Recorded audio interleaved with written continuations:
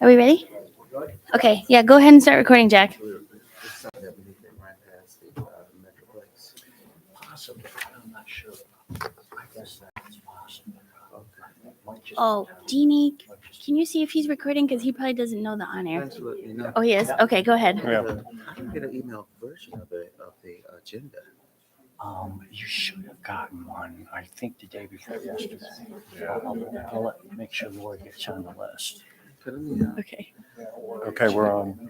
go ahead.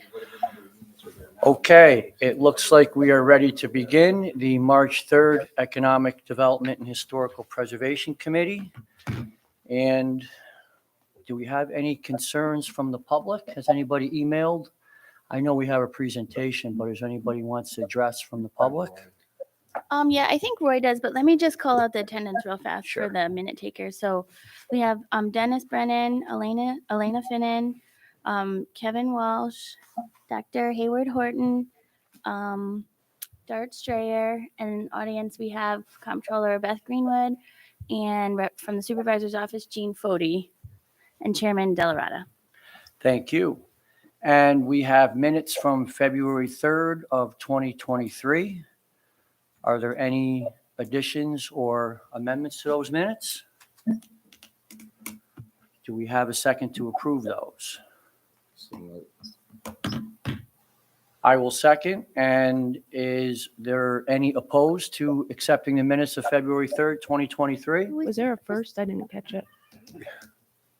Did anybody motion to approve the minutes? Yes. Was there a motion? I think Doc did, and then I seconded. No, I'm going to abstain since I wasn't present last meeting. Okay, thank you. Any opposed? All in favor? Aye. Aye. And those minutes are approved and accepted. And that brings us to, I believe, a presentation regarding 2890 River Road. So, I'm sorry, John. I do think actually Roy wanted to speak as public Yeah. concern. I was just doing the roll call, which I didn't put on the agenda. My apologies. Okay. I'm sorry. Roy Thornton wants to. Yeah, there might. Okay. Yeah. Okay. I did not know that. All right. Mr. Thornton, Can you hear me? you have the floor. Thank you. Roy Thornton, 1337 Regent Street. I'll be brief. There are two issues I'd like to bring up before the spring arrives. And these are covered in the letter that I sent to you, and Laura has copies, I'm sure. They are further improving the wildlife habitat at Blackman Park and the increasing presence of invasive plants. In particular, I mention invasive plants because there have been big increases in the last few years, and in particular, multiflora rose and Phragmites in the grassy areas of the park. I don't know if you know, Phragmites is that very tall reed grass with the fluffy heads. And the other is the Asian bittersweet, particularly in the edges of the woods and brushy areas. Once you recognize these, you will see them all over town. I know that they're not easy problems to solve, but the situation's getting worse. Before I wrap up, I'd like to say how much I appreciate the town and its governance and the highway department for the way it handles streets, trash or yard waste pickup, maintaining trees and so on. Are there any questions?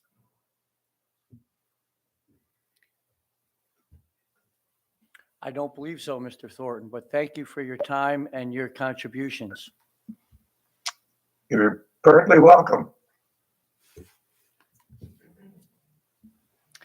Okay, and then before we get into our resolutions, I believe we have a presentation on 2890 River Road. Thank you, Mr. Delarada. Members of the board, thank you for affording us the opportunity to address this matter. My client purchased 2890 River Road, and there's a minor cloud on title with regard to a purported right of first refusal that was perhaps granted to the town in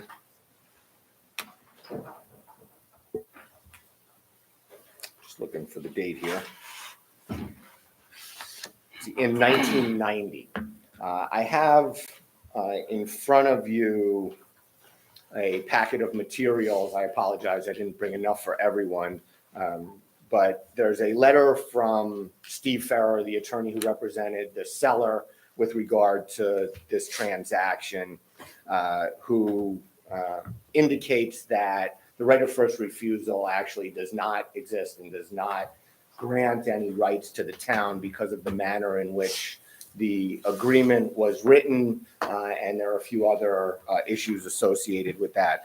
I've also provided you a copy of the actual option, the right of first refusal, which is in the package, a copy of the original deed, which states, subject to any existing option for purchase possessed by the town of Niskayuna. There was a January 20th, 2020 notice to the town when the prior owner of the property notified the town of the first right of refusal, offering them the option to acquire the property. There was a 2020-82 resolution that I have in front of you where the town authorized the purchase of the property and the funding. There is a item from a title report, which is the next page in the binder, which indicates that the right of first refusal or the option agreement was never actually filed. Then there's resolution number 2022-245, which repeals the original resolution to purchase the property and reallocates the monies back to the town. I think I put that in twice, I apologize.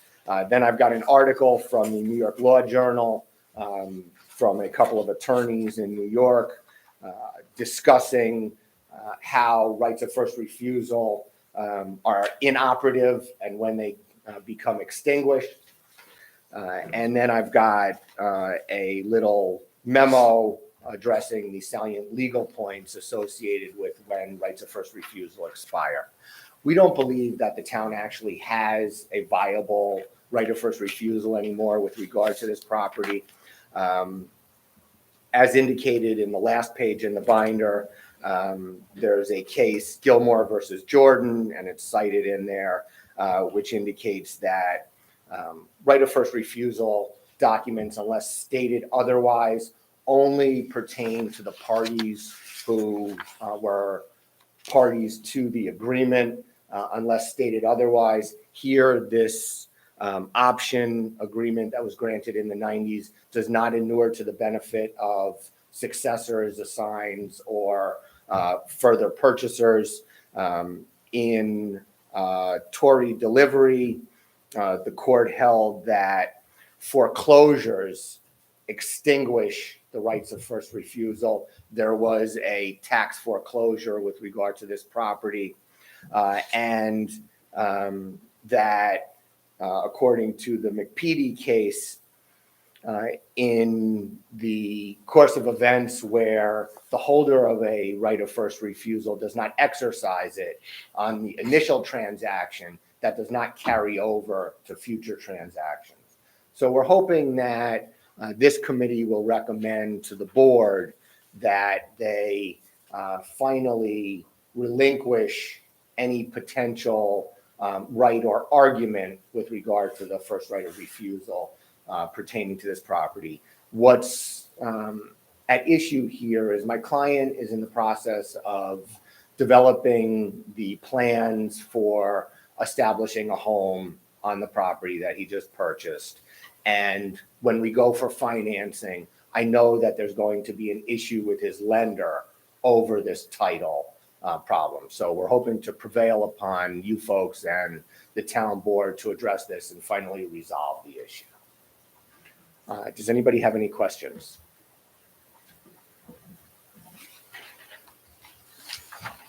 So I guess you're asking for a resolution from the town to relinquish the right of first refusal regarding 2890 River Road?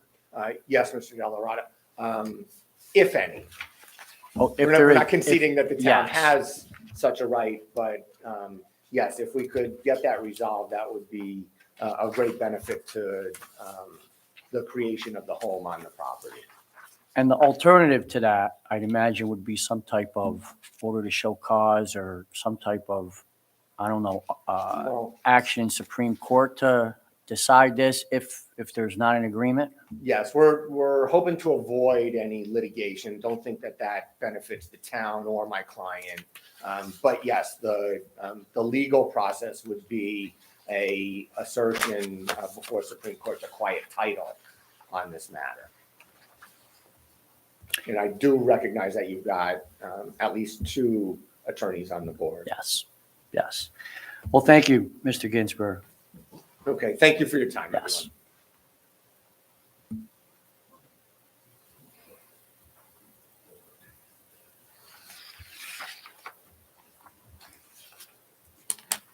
everyone. And that brings us to resolutions. Okay. I'm very sorry. I jumped in and I think I messed up the order, but I didn't know if you wanted to ask if there was anybody else that wanted to speak. Oh, yes, I wasn't sure if we had anybody else from the public here. Is there anybody that wishes to speak? Please take the podium and identify yourself and where you live.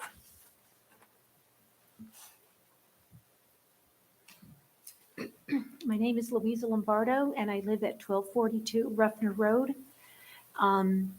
My house is across the street and diagonal to the house that was proposed to be demolished, which is now proposing not to. But through this process, I have become aware as a town resident of just how many committees and boards there are that have an interest in preserving the quality of our town. And I discovered just by happenstance the town comprehensive plan from 2013. And I know that you are now in the process of revising and updating it. And I really went through that many, many times with a fine-tooth comb, such as it is, and realized just how important that document is. I don't know how much legal clout it has. It's not code, it's not whatever. But that document is so important. And going through the narratives and looking at our neighborhood, and it's not just Ruffner Road, it's the whole surrounding. Our area was referred to as Hawthorne Hills. And looking at this committee as far as historic, and I sent a 4-page letter highlighting the different historical homes, the one on the corner of Hedgewood and Rosendale, 1700. The one at the end of Hedgewood across the street, that beautiful Victorian. Of course, the home on the corner of Ruffner and Rosendale. There's many, many historical aspects. There's the Lafferty House, 1947, mid-century modern, that was recommended for a historic nomination. So there's a lot of different things, not to mention that we have a mid-century modern. My daughter said she was getting mid-century furniture, and I thought 1850, no, Ma, 1950. So this neighborhood, it's important to really keep the character. When I looked at this committee, you guys have like everything under your umbrella: economic development, historic preservation, environmental responsibility for the planning board, the conservation board, the architectural review, property maintenance, complete streets, and climate smart. I mean, this committee is very, very important. And so as, looking at all the different board meetings, I know this issue with the country club development has come before each committee. And it's just like, 10 Venn diagrams put together, looking at everything. And so I just ask that you continue to do what is best for our community at large. Thank you very much. Thank you. Is there anybody else that has any comments or concerns that they would like to be addressed? Seeing none, we'll move to our resolutions. Okay, so At the last meeting, we introduced the local law for amendments to the Uniform Code and the Energy Code. That's our building code, Chapter 75, and called for a public hearing. So I have on the agenda that we would hold the public hearing, and then I don't know that the timeline is compressed. We actually were supposed to do it last year, but I like to make sure we have the time to do it right. I didn't know if you guys wanted to call for a resolution for adoption of the local law, or if you wanted to wait until March, May, April. I was thinking we'd wait till April. I know April. that Ken was going through it and had some comments as to some changes. They might not be substantive, but I still think we should probably go through it with a fine tooth comb, especially given the length of it, if that's Yeah. okay. No, I think that would be my recommendation as well. I just put that on there. So we'll just have the public hearing on March. Actually, I don't have the calendar in front of me, but the end of March, and then we'll put on the next Economic Development Committee, we'll have the resolution to discuss. Okay, so we'll move that one to April. And then I didn't know, Chairman Delarada, if you wanted to add a resolution and propose adding the resolution on 2890 River Road. You want to have discussion on that? What do you think about that, Elena? I'm a little bit confused. I mean, I tend to agree with him that I think we've relinquished our right to that. But I don't know if it needs a resolution or if it's satisfactory for me to write a letter stating that I'm in agreement. I don't know if he, you know what I mean? It sounds like he needs it more so for the lender than anything. So I don't know if it's coming from my office if I state that I'm in agreement that, you know, given the town board's resolution from 2022, essentially repealing our right of first refusal. The history is a little bit different than I think he indicated, because the town had initially exercised its right to first refusal, but the bank didn't accept it, and then it went into foreclosure thereafter. So there is some complications to that. But I mean, I don't know if you know them, or I can reach out to them to see if it needs to be more formal than that, then we can certainly do it. But from my standpoint, I don't know that it's necessary. I might just be able to write a letter.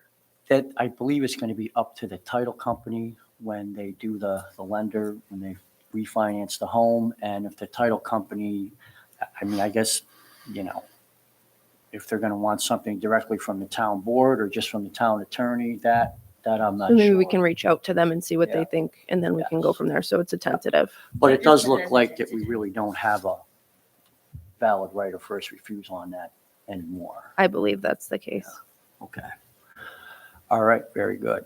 Okay, so we'll write it as a tentative, but if we can do it with a letter or something, then we can just pull it. Yeah, okay. That'd be fine. Thank you. Okay, and then the last thing I had for the town board meeting is that the comprehensive plan committee has been working on a presentation to the town board. It could be one of many, well, not many, but could be part one of at least two. And this presentation, committee's been working on it, and Dartshire put a lot of work into it. It essentially highlights what the comp plan committee is doing, what the accomplishments were through the last 10 years, which I think is really interesting to look at, and then kind of what the path is forward for them over the next year. So we would like to ask if we could do that presentation at the beginning of the town board meeting in March. That should be fine, I yes? don't see why not. That makes sense to me. Yes. Excellent. Great work, Mr. Schreier. Thank you.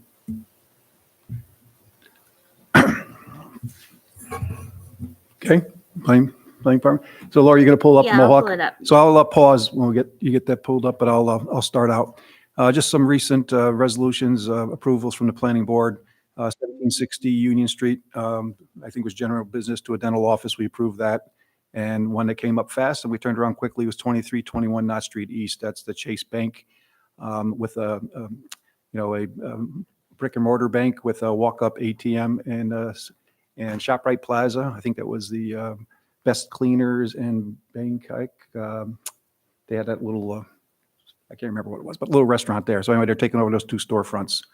And then let's see. Oh, that's what you're showing there, where Chase Bank is going, right to the left of ShopRite. That's where that'll be located. All right. And as far as things that we're working on, of course, we'll talk about 1851 Union Street / 1245 Ruffner Road. That's the Mohawk Golf Club. We had a pretty extensive meeting Monday night, the planning board. And we discussed, the board members discussed their preference and options if this were to potentially go forward. And the applicant basically wanted to hold to their original plan, which is basically tearing down the home and accessing Ruffner Road through 1245, the house that's at 1245. Since then, the planning department received a phone call. We called for a public hearing to be held on the 13th of March regarding that subject, but the applicant contacted the planning office and asked for the public hearing to be canceled or pulled, which we did, which Laura did. But stated that their current preferred plan is now option number 2, coming off the Paper Street back out to Ruffner Road. So we expect at the next planning board meeting for the applicant to formally, to say that to us and have a discussion regarding this, what they call scheme, or we call it option. And then we'll take it from there. But most likely, if this is going to be their preferred plan, we're probably going to go forward with a public hearing, probably at the end of the month. It would be the soonest. That would be March 27th on this plan. So Laura, you got it up on the screen, but what it shows is basically the existing Paper Street between, I'm not sure what 2 number homes there are, but I think it's like 60 foot wide there. So it would come out further, I guess I'd say it's east on Ruffner Road, and the existing home would have an easement that allow emergency access to come across the lawn. So what they typically do there is they have like grass pavers, so it just looks like a lawn, but it's able to support an emergency vehicle. So that's the current recommendation. Same number of units, and this would also impact, I think it's hole number 11, right, Laura? Is it number 11? Yeah, 11. Yeah, so they would have to, one of the things, some of their preferred had no impact to the golf course. This one, there's at least a minor impact, a rearrangement of that hole. So that's kind of where it's at, and we'll hear more about it at the March 13th meeting. And this is included in the packet if anybody wants to take a look at it.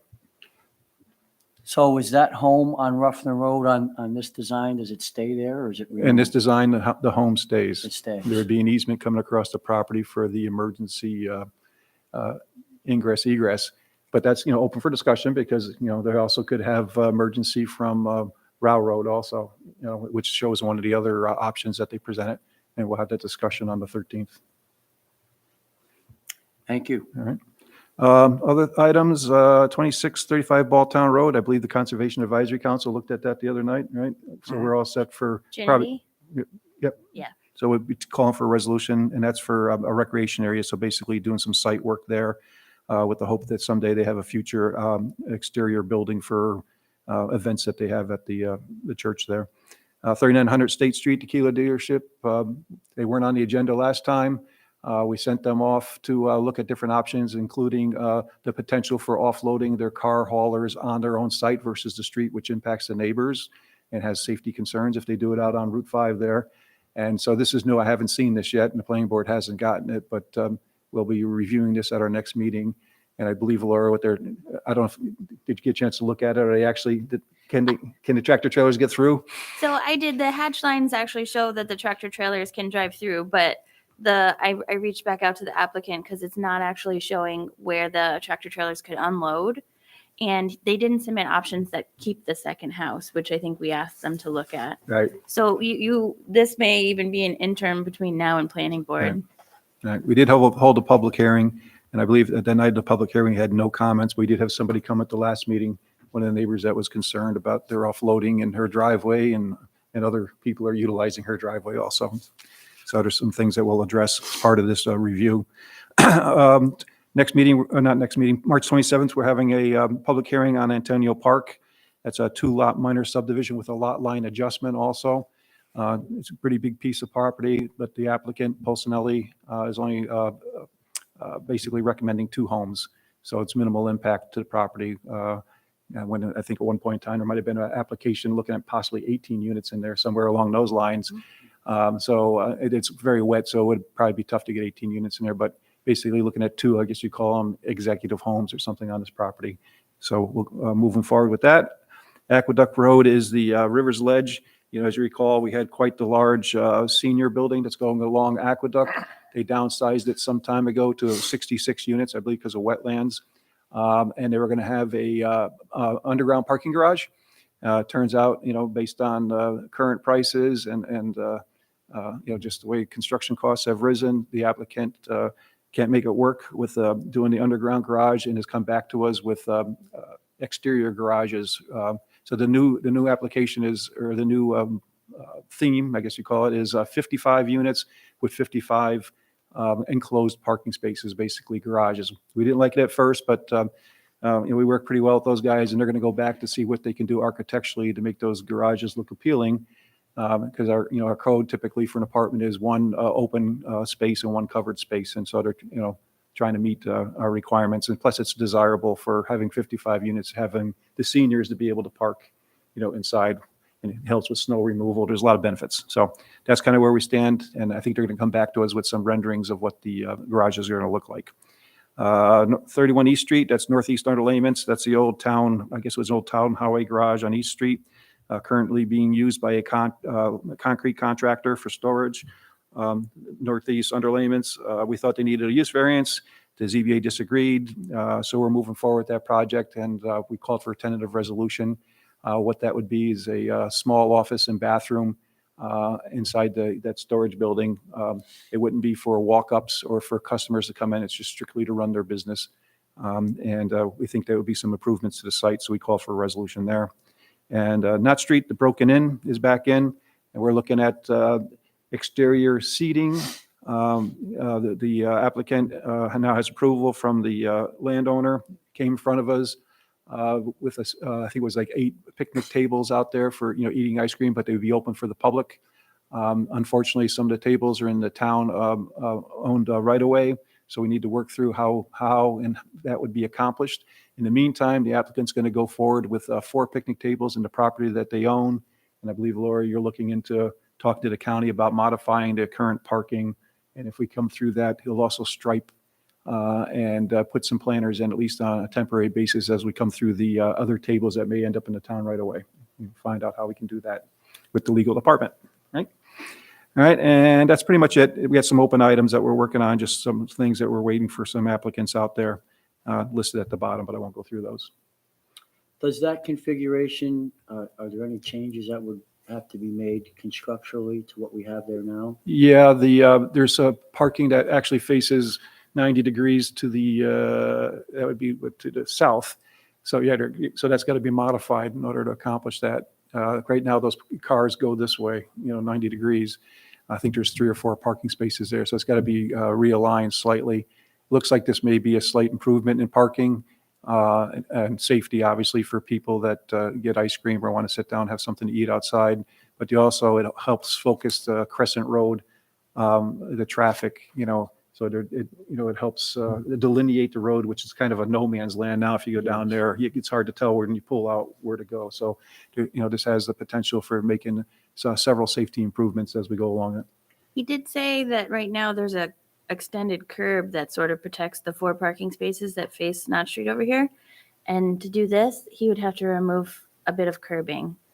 So it wouldn't be a great cost, but I guess whatever cost it would be, Borne by him. yes. Mhm. Okay. Yeah, he's going to supply the tables, the planters, the striping, and if we give them the opportunity to go further, they'll add some other tables and other bike racks and other equipment if they can in the town right away. Well, that would be great.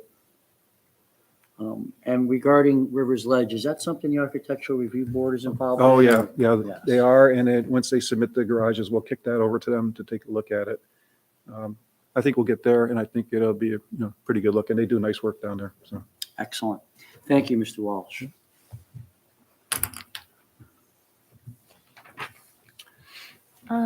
So zoning board has 3 cases for March. They are all residential area variances.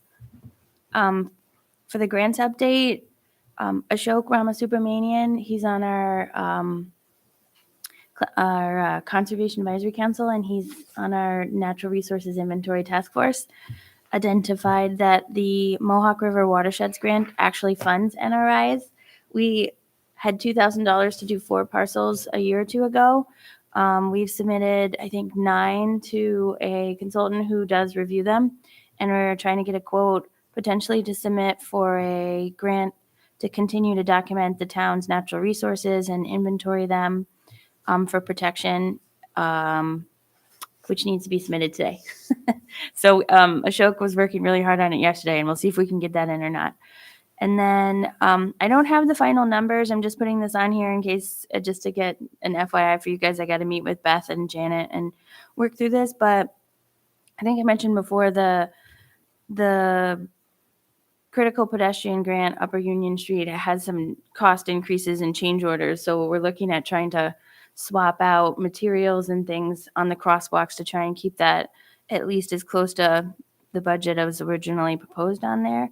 So hopefully I can keep that under whatever the town of Niskuna approved, but potentially that might have to go to the town here in the next month or two.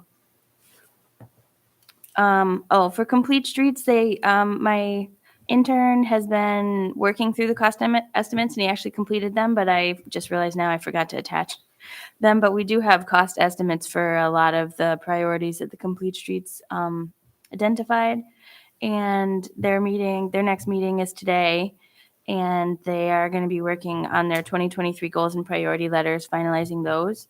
And then Supervisor's Office, Jean Fody, has been working pretty hard getting Complete Streets and myself in contact with the grant writer to try and get a lot more money over the next couple of years to add crosswalks and multi-use paths and sidewalks and things that, accommodate more than multiple uses on the roadway.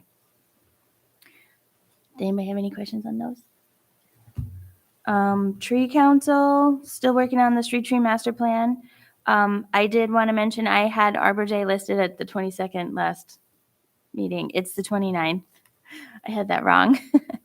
April 29th, 2023 at Town Hall, 11 a.m. to 1 p.m.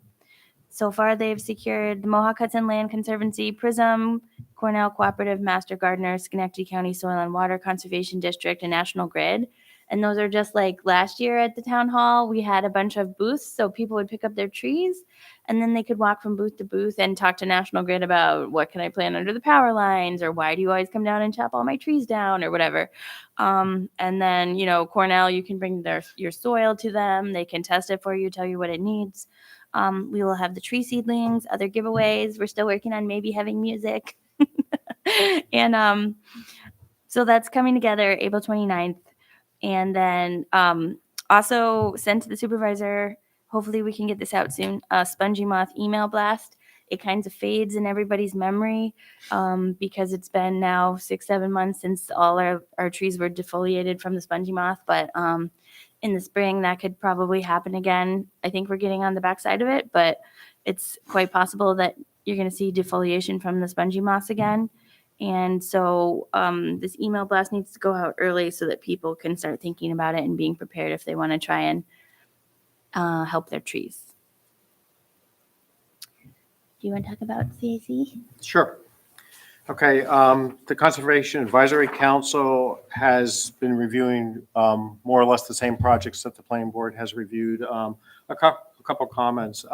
Concerning the Mohawk Golf Club, the committee went through a list of concerns, and really two of the real major ones, which I'll share with you, was keeping the neighborhood fabric or character intact and the impact of removing the house on that particular neighborhood and putting a boulevard entrance there.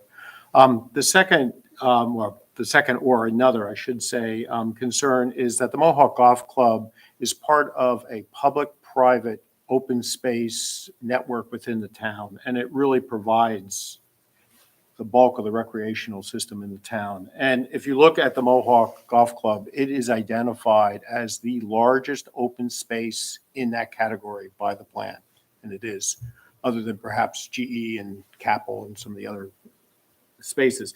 And the committee is very concerned about the future and the development of that piece of property, and has really encouraged the applicant, when they've come to our meetings and in our discussions, to really come up with a long-range plan for that parcel. So, and then work with the town to establish something that's workable for both the town and the applicant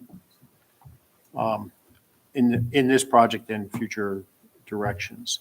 One concern the committee does have is that if we put a road into the Mohawk Golf Club, and I haven't seen the current proposal, so I'm not speaking to that, but if we put a road into the Mohawk Golf Club, that could lead to avenues for future development, because once you have access, it makes it a lot easier to build additional on that golf course. We are also still concerned about 3900 State Street and the impact it will have if it goes forward on the neighbors.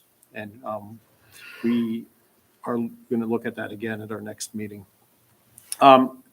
Changing gears a little bit, we are hosting a composting day program. So that is for food waste and to try to encourage residents to compost at home. That actually is a big impact on the environment. Not only are you not requiring it to be hauled away and processed, but you're also composting it locally and you're putting it into the ground, and it's providing good compost for the residents. So we have a couple of days. They're on the docket, April 29th, May 2nd, and May 13th. And basically, we're going to have residents come. They're going to learn about composting. They're going to be able to learn how to build compost bins, and then we will have bins for them to pick up subsequently. So it looks like we're going to do one of those days in conjunction with Arbor Day. Yeah. Yes, we had that discussion. Excellent. We discussed the LOMO initiative, and one of the things that came up is we're very happy that the town is mowing the former landfill, once a year. But a concern was raised to our committee actually by Roy about the disc golf and the fact that the first mow of those short grass areas really needs to happen before May 15th. So if it is after May 15th, what it will do is it'll disrupt nesting birds, and that's what we're trying to encourage. Subsequent mowings don't seem to be a problem.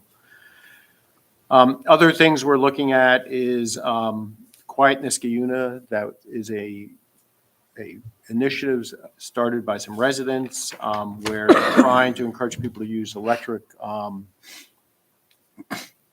yard appliances, primarily leaf blowers. They're a lot quieter, and we're going to be looking into that into the future. And we're also looking at wildlife corridors, and that is to identify land where wildlife can cross from one park to the next.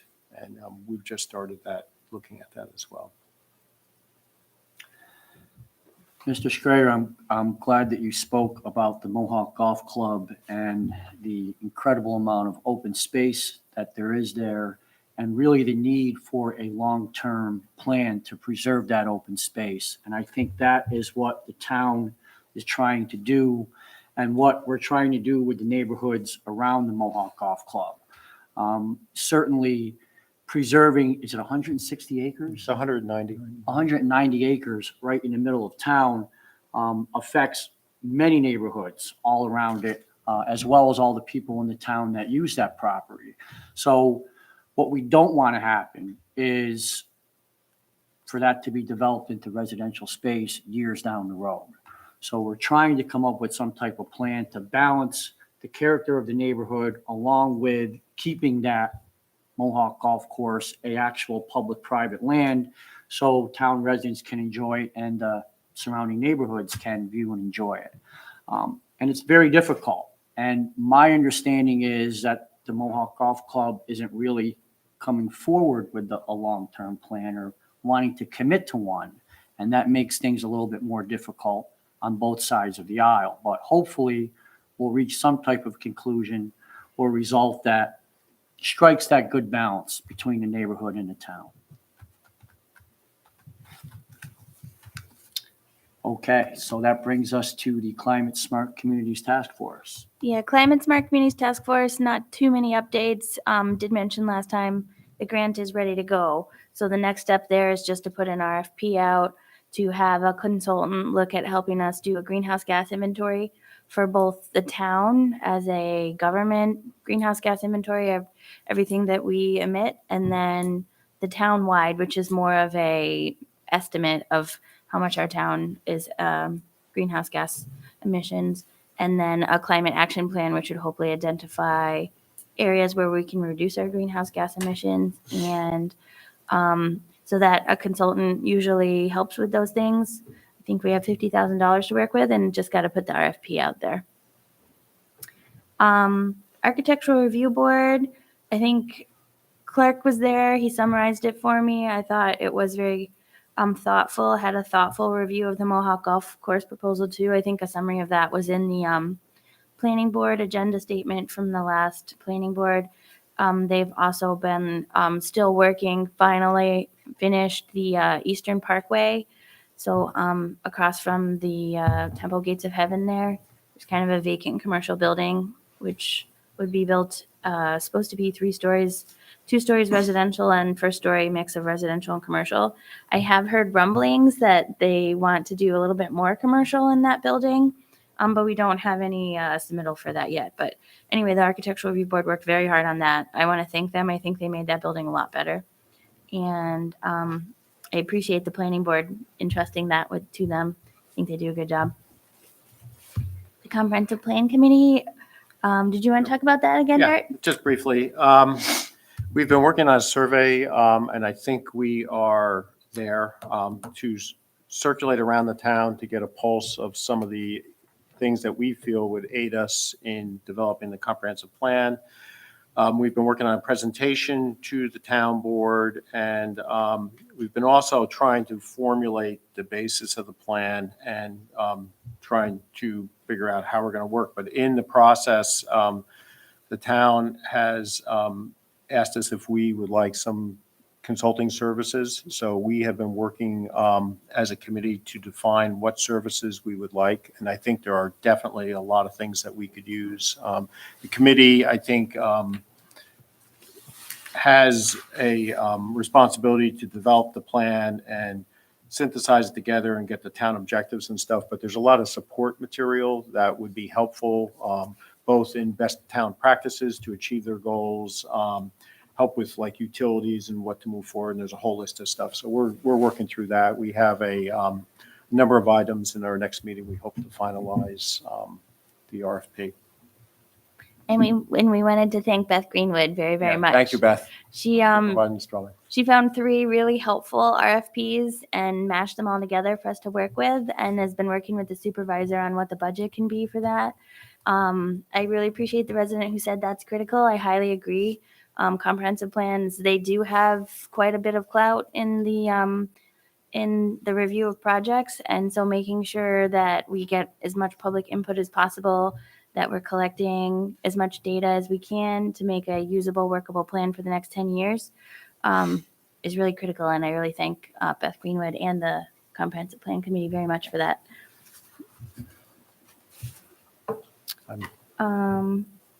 Building Department enforcement, I didn't actually put anything under here, but my building inspector reminded me that Monday is the last round of inspections on the zombie homes that we've been working on. And then we're meeting with Metroplex on Tuesday. So that'll be the first time we're going to try this new process with them. And we will see. That's going to really start to come to a head on next week.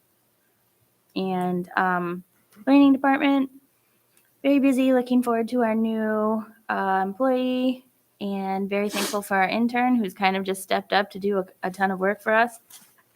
And I haven't moved forward on the Council Road sidewalk again, but I think where that landed is that quote that I received was way too high. And so potentially we need to pare that down and just get a quote for survey or something like that. Like just really just take this at tiny baby steps at a time.